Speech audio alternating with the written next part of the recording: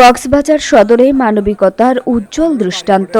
নাতি বিক্রির সিদ্ধান্ত থেকে ফিরে এলেন অসহায় পরিবার। বিস্তারিত থাকছে কক্সবাজার থেকে কামাল উদ্দিন জয়ের প্রতিবেদনে। কক্সবাজার সদর হাসপাতালের গাইনি ওয়ার্ডে হৃদয় বিদারক এক ঘটনার সাক্ষী হন উপস্থিত লোকজন। অপারেশনের পর ওটির প্রয়োজনীয় ওষুধ ও অন্যান্য খরচ জোগাতে না পেরে এক অসহায় মা সদ্যজাত ফুটফুটে নাতিকে বিক্রি করার কথা বলে কান্নায় ভেঙে পড়েন। এই রোগীটা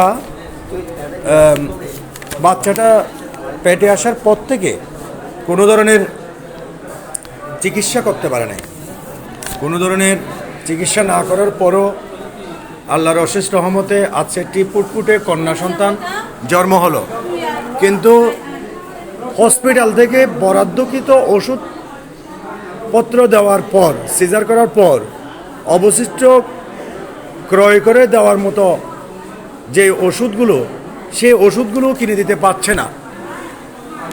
এই ফুটফুটে বাচ্চাটির নানি জানালো, এই ফুটফুটে বাচ্চাদের নানি জানালো বাড়িতে আরও দুটা মেয়ে এবং একটা ছেলে আছে, তারাও অর্ধাহারে অনাহারে রয়েছে। ঘটনাস্থলে গিয়ে জানা যায় অভাবের সংসারে ৩ নাতির ভরণ পোষণ চালাতেই পরিবার হিমশিম খাচ্ছিল। এর মধ্যে নতুন আরেকটি সন্তান জন্ম নেয়ায় পরিস্থিতি আরও জটিল হয়ে পড়ে। সন্তানের পিতা অন্যত্র বিয়ে করে তাদের খোঁজ খবর না নেয়ায় পরিবারটি চরম আর্থিক সংকটে দিন কাটাচ্ছিল। কখনো কখনো না খেয়েও থাকতে হচ্ছিল তাদের। এমন অবস্থায় সদ্যজাত নাতিকে বিক্রি করার সিদ্ধান্ত নেয় পরিবারটি। বাচ্চাটি বিক্রয় না করে কি করতে পারবে? বাচ্চাটি ভবিষ্যতে তার মা বাবার কাছে থাকতে পারবে। তার বাবা, মেয়েটির বাবা আরেকটা বিয়ে করে অন্যত্র চলে গিয়েছে বলে জানান মেয়েটির ছোট ফুটফুটে বাচ্চাটির নানি।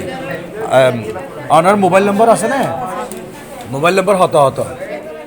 তবে মানবিক উদ্যোগে বদলে যায় পরিস্থিতি। সাহায্যের আশ্বাস পেয়ে পরিবারটি শিশুকে আর বিক্রি করবে না বলে জানায়। এতে জন্মদাতা মা আনন্দে আত্মহারা হয়ে পড়েন।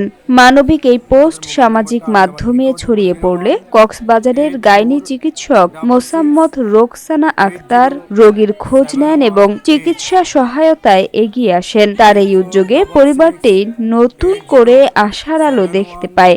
উল্লেখ্য, হাসপাতালে সরবরাহের বাইরে ওটির জন্য প্রয়োজনীয় যে ওষুধগুলো কেনা দরকার ছিল, পরে হাসপাতাল কর্তৃপক্ষ তা ম্যানেজ করে দেন। রমজানের এই পবিত্র মাসে এমন মানবিক উদ্যোগ সমাজে সহমর্মিতার বার্তা ছড়িয়ে দিয়েছে। আল্লাহ পাক যেন সচ্ছল মানুষদের, অসহায়দের পাশে দাঁড়ানোর তৌফিক দান করেন, এই কামনা সবার।